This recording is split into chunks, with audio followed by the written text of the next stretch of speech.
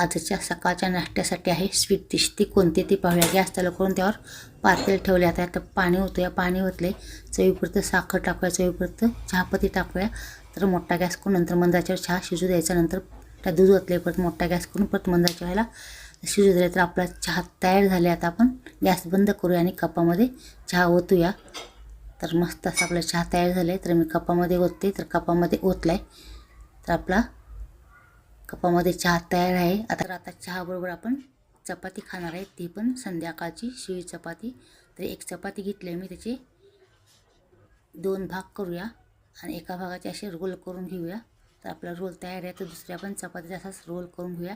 तर शिळी चपाती आणि चहा खायला एकदम मस्त लागते. तर आपले 2 रोल तयार आहेत. तर आता आपण एक रोल चपातीमध्ये बुडवून आपण खायला घेऊया. तर एक रोल चपातीमध्ये बुडवलं आहे. तर मी खाते. तर मस्त लागते शिळी चपाती आणि चहा खायला. तर तुम्ही नक्की खाऊन